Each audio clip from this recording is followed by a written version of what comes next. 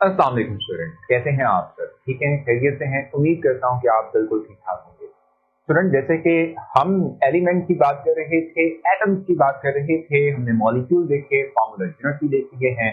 तो आज का ये जो लेक्चर है इसमें हम डिस्कस करेंगे कि किसी एक एटम, मॉलिक्यूल या फार्मूला यूनिट जो है उसके नंबर ऑफ मोल्स कैसे कैलकुलेट करते हैं, और अगर हमें मोल्स दिए हुए हों तो मैथ कैसे कैलकुलेट करना है हमें। और इसके साथ साथ आज हम जो है एक न्यूमेरिकल बेस्ड क्वेश्चन प्रॉब्लम को भी सॉल्व करेंगे जो कि 1.5 है, आज के ही लेक्चर में की जाएगी। तो जी स्टूडेंट, जैसे कि मैंने आपसे कहा कि आज का ये जो लेक्चर है इसमें मोल और मैथ कैलकुलेशन की बात की जा रही है, तो स्टार्ट कर लेते हैं।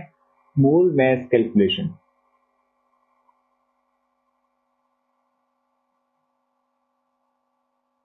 मैथ कैलकुलेशन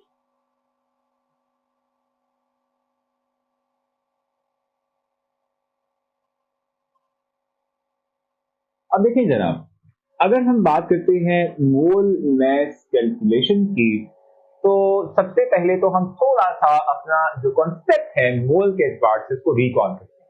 मैंने आपको बताया था कि जब भी हम किसी एक एटम की बात करते हैं और उसका एटॉमिक मास ग्राम में लिखते हैं, किसी एक मॉलिक्यूल की बात करते हैं उसका मॉलिक्यूलर मास ग्राम में लिखते हैं, किसी एक फार्मूला यूनिट की बात करते हैं उसका फार्मूला यूनिट मास यानी जिसको फार्मूला मास कहते हैं तो ग्राम में लिखते हैं, तो वो 1 मोल होता है। ये तो हो गई बात 1 मोल। अब अगर हम कहते हैं कि जी मेरे पास कार्बन है, लेट्स सपोज उसका एटॉमिक मास 12 है, अगर मैं 12 ग्राम लेता हूं तो 1 मोल है, नो डाउट। लेकिन अगर 5 ग्राम है तो उसमें कितने नंबर ऑफ मोल्स होंगे, ये कैसे कैलकुलेट करना है, तो इस मसले का हल आज के लेक्चर में मिलेगा। आज सबसे पहले हम मोल कैलकुलेशन फार्मूला देखेंगे, उसके बाद फिर उसके हवाले से सीरीज अरेंजमेंट के थ्रू मैथ कैलकुलेशन देखेंगे और उसको फिर अप्लाई करेंगे एग्जाम्पल पे, उसको सॉल्व करेंगे। तो देखें जरा जल्दी से, अगर हम बात करते हैं मोल की, तो मोल कैसे निकालते हैं, नंबर ऑफ मोल्स कैसे निकलते हैं। नंबर ऑफ मोल्स निकलते हैं भाई, हमारे पास क्या होगा, मास ऑफ सब्सटेंस, यानी गिवन मास ऑफ सब्सटेंस, ये नोन मास ऑफ सब्सटेंस जिसको हम कह सकते हैं, ये है जी मास ऑफ सब्सटेंस। एग्जांपल भी लेंगे हम, divided by molar mass of substance.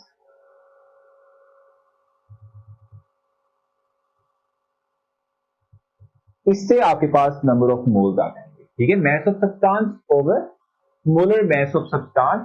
इससे आप किसी भी एटम, किसी भी मॉलिक्यूल, किसी भी फार्मूला यूनिट जो है उसके नंबर ऑफ मोल्स इस फार्मूला से आसानी निकाल सकते हैं, कैलकुलेट कर सकते हैं। ठीक है, एग्जाम्पल ले लेते हैं, मैंने आपको एग्जाम्पल देके फिर आपको जो है समझा देता हूं। ठीक है, फॉर एग्जाम्पल अभी हम बात कर रहे थे, लेट्स सपोज मैं कहता हूं कि we have 6 grams of 6 gram of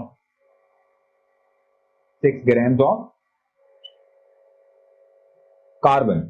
अगर हमारे पास 6 grams of कार्बन मौजूद है, ठीक है, तो भाई अगर हमारे पास 6 grams of कार्बन है, इसके नंबर ऑफ मोल्स आपको कहा जाए कि जी कैलकुलेट कर दो, तो कैसे कैलकुलेट करोगे? देखो ये याद रखना है, यहां पर मोलर मास की जो टर्म हमने लिखी हुई है ये जनरल टर्म है। ठीक है, जब आप एटम लिखोगे यानी एटम के नंबर ऑफ मोल्स निकालना चाहोगे, यहां एटॉमिक मास ऑफ एटम आ जाएगा। जब आप किसी मॉलिक्यूल की बात कर रहे होगे तो यहां मॉलिक्यूलर मास आ जाएगा। जब आप किसी एक आनिक कंपाउंड की बात कर रहे हो, फार्मूला यूनिट की बात कर रहे होगे, तो यहां फार्मूला मास आ जाएगा। ठीक है जी, तो मैं आपसे ये बात कह रहा था कि अगर लेट्स सपोज हम 6 ग्राम ऑफ कार्बन की बात कर रहे हैं, तो कैसे निकालने आपने इसके नंबर ऑफ मोल्स? आप सिंपली ये बात करेंगे कि 6 ग्राम ऊपर आ जाएगा जो कि इसका मास है, इसका नोन मास है, गिवन मास है। ठीक है, नीचे इसका आएगा मोलर मास, यानी कि यहां पर हम एटम की बात करें तो एटॉमिक मास आएगा, तो 12 आ जाएगा हमारे पास। ठीक है, 12, ठीक है, ग्राम पर मोल, ये यूनिट होता है मोलर मास का। ठीक है, ये यूनिट होता है मोलर मास का। ठीक है, इसको भी आप कंफ्यूज ना करें। अभी सिर्फ आप 6/12 भी कर दें तो भी काफी है। ठीक है, 6/12 लिखते हैं, ठीक हो गया। अब आप इसको डिवाइड कर लें, यू विल गेट 0.5 मोल। ठीक है, तो इस तरह से आप किसी भी एटम के नंबर ऑफ मोल्स निकाल सकते हैं, किसी भी मॉलिक्यूल के नंबर ऑफ मोल्स निकाल सकते हैं, किसी भी फार्मूला यूनिट के नंबर ऑफ मोल्स को कैलकुलेट कर सकते हैं। ठीक है, और अगर इन केस आपके पास मोल्स दिए हुए हों, आपको डिमांड की जाए कि आपने मैथ निकालना है, तो मैथ कैसे निकालेंगे आप? फार्मूला थोड़ा सा चेंज कर लेंगे। कैसे चेंज होगा भाई? मैथ निकालने के लिए आप करेंगे ये कि जो नंबर ऑफ मोल्स आपको प्रोवाइडेड हैं, दिए हुए हैं, आप इन नंबर ऑफ मोल्स को मोलर मास से मल्टीप्लाई कर देंगे। नंबर ऑफ मोल्स को मोलर मास से मल्टीप्लाई कर देंगे तो आपके पास मास आ जाएगा। ठीक है, तो मास से निकालना है आपने भाई molar mass into number of mole.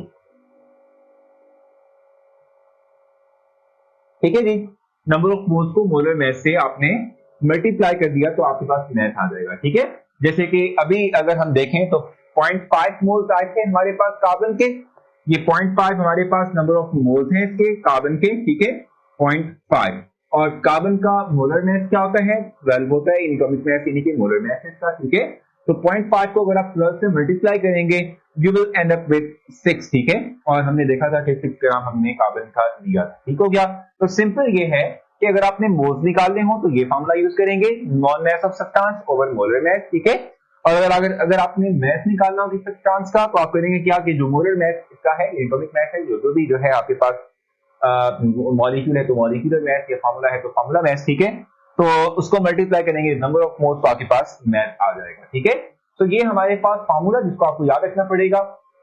और मैंने पहले भी आपसे गुजारिश की थी कि कम से कम आपको पहले 20 एलिमेंट्स के एटॉमिक नंबर, एटॉमिक मैसेज और सिंबल जो है याद रहने चाहिए। ठीक हो गया, तभी जो है आप किसी एक फार्मूला यूनिट का फार्मूला मास, मॉलिक्यूलर मास जो है निकाल सकेंगे। किसी मॉलिक्यूल का एटॉमिक मास होगा तो आपको एटॉमिक मास ही याद होना चाहिए। ठीक है, अब हम आते हैं 1.5 न्यूमेरिकल बेस्ड प्रॉब्लम की तरफ, जिसको हमने सॉल्व करना है और उसकी स्टेटमेंट देखते हैं और उसको सॉल्व करते हैं। ठीक है, जहां तक बात है 1.5 प्रॉब्लम की, तो सबसे पहले एग्जांपल की। ठीक है, सबसे पहले उसको हम रीड आउट करते हैं और फिर उसका सॉल्यूशन जो है वो जानते हैं। तो जी एग्जांपल 1.5 हमने सॉल्व करनी है, और जहां तक इस एग्जांपल की बात है तो एक दफा इसको रीड कर लेते हैं फ्रॉम टेक्स्ट बुक और फिर उसके बाद इसको सॉल्व करते हैं।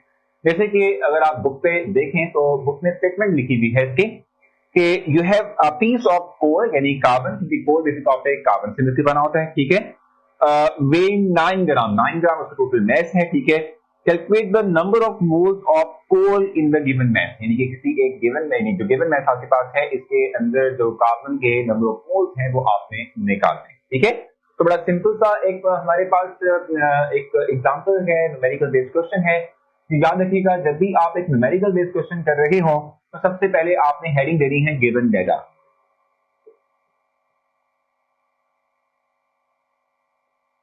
ठीक है, ये आप हेडिंग देंगे और इसमें बताएंगे कि आपको एग्जांपल की स्टेटमेंट जो है इसमें या न्यूमेरिकल की स्टेटमेंट में क्या कुछ दिया हुआ है। तो मास ऑफ कार्बन दिया हुआ है आपको, मास ऑफ कार्बन आपको दिया हुआ है जो कि है 9 ग्राम। डिमांड क्या की गई है, फाइंड क्या करना है आपने, फाइंड सेकंड हेडिंग होगी आपकी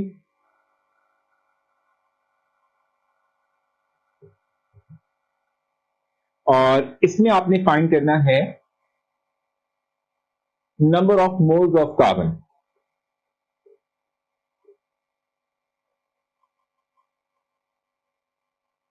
ठीक हो गया, अब उसके बाद आप सॉल्यूशन की हेडिंग देके आप इसको सॉल्व करेंगे। ठीक है जी, तो हमारे पास नेक्स्ट है सॉल्यूशन।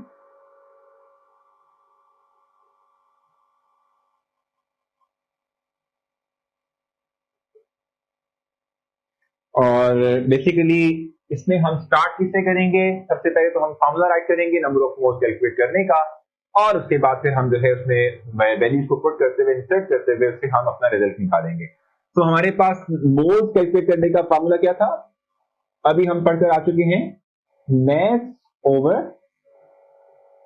Molar mass.